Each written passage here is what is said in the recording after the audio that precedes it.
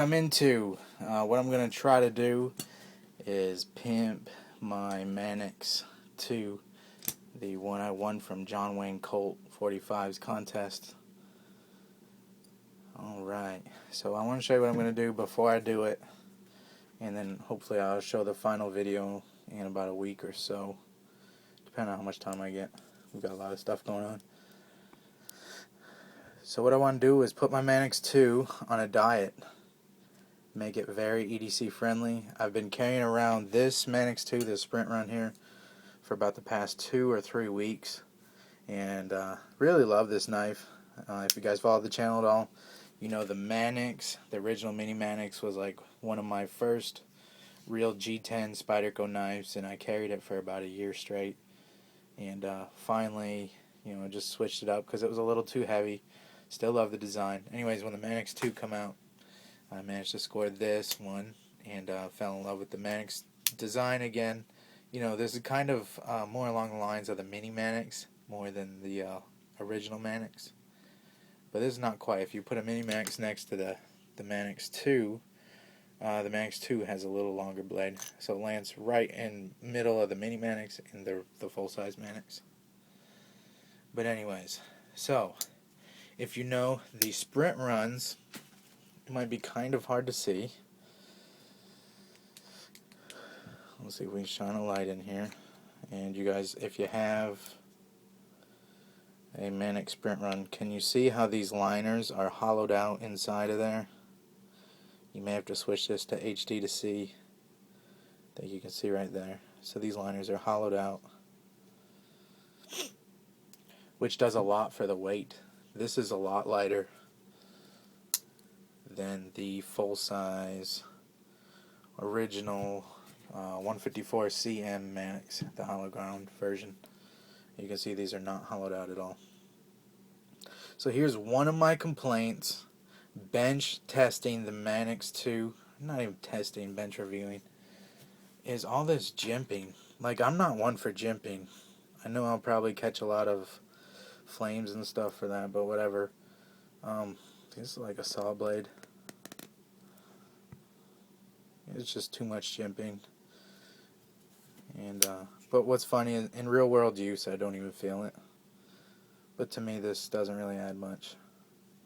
All the jimping around the knife doesn't really add any kind of real grip. It's just a pressure point. So what I'm going to do to put this, I'm not going to touch the sprint run. It's definitely a user, but I don't want to pimp this. So I'm going to put this on a diet, think of a concealed carry Manix 2.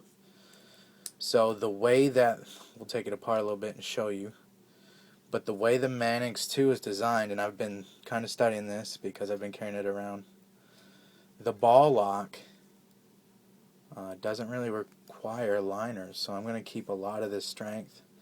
And G10 is super strong, and here's kind of the proof. The Strider SNG G10. Look how thin this G10 is here on the double gunner and the concealed carry. Get it to focus. So that's not much beef for G10, and that's just G10. So you can see I'm going to have enough integrity left, but it's going to be super thin, very lightweight, and very strong because the way the Manix is designed. Let's show you. I've got all this stuff. Hopefully I can fit it in a 10-minute video because I kind of want to. I've got a few other plans too for this. There's a few problems that I'm running into, or not problems, but stuff that I'll have to deal with to get this to work, because you can't just rip out these liners, put the knife back together, and call it done. It just won't. It's not that easy. So you can see this is still going to be all your metal. It's probably stainless. The ball lock is in here, which I actually have the bearing out of that cage. So the ball just kind of slides up in here.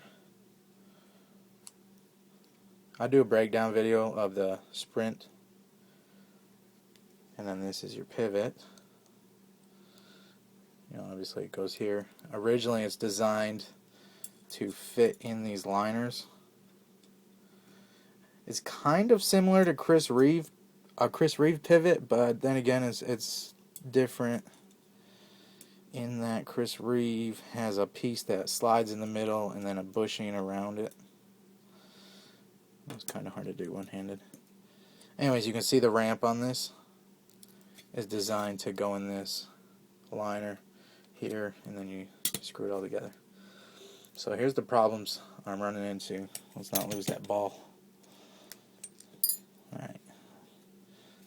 If I lost that bearing, I'm sure it's pretty hard to find the exact size that I need.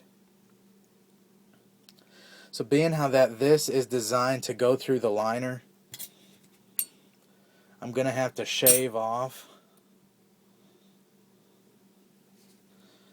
some of this bearing here. So it's going to be a point of no return. Once I start modifying this knife, I won't be able to go back.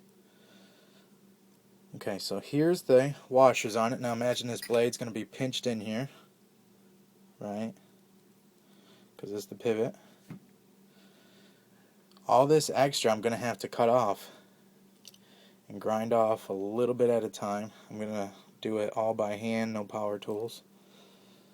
I'll take that back. I might take some of this off with a Dremel.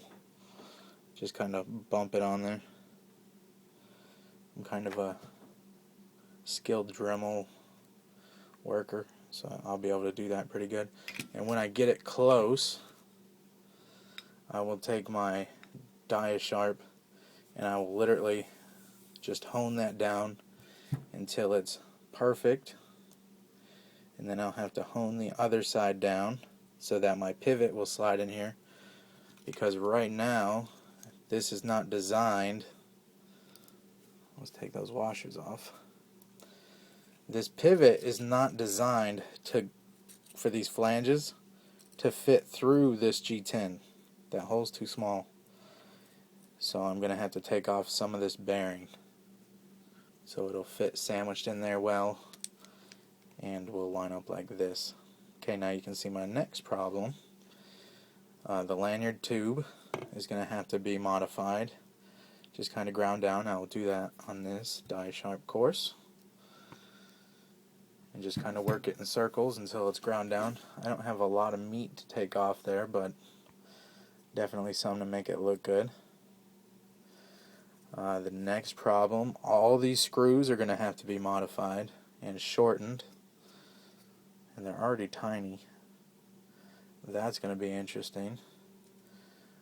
And then the next thing will be hanging the clip on it, because G10 does not hold screw threads very well, is why you see stuff like your Enduros and stuff. The big reason Sale went to these liners inside of his FRN knives is because the screws for the clip, they don't bite very well into plastic, so that's where the metal liners come in. And also it adds just a little bit of, strength to the FRN, but not the FRN doesn't really need it. And G10 definitely. I mean, if Strider uses just unlined G10 and it's still very sturdy, and you can see how thin this G10 is right here and here, and it doesn't break, and believe me, I put this knife through a little bit of hell. I totally trust that this is going to have enough strength. I still wouldn't pry with it, but I wouldn't pry with a knife that has that thin of a tip anyway. So this will be a slicer / EDC thing.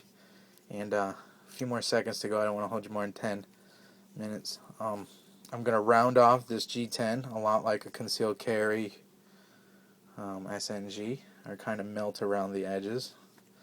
And the next thing I'm going to do is round off the spine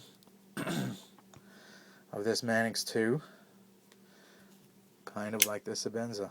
So it's going to be round. And I will do that mostly on this course. Maybe some sandpaper. And yeah. So basically I'm going to have a super thin, super light Manix 2.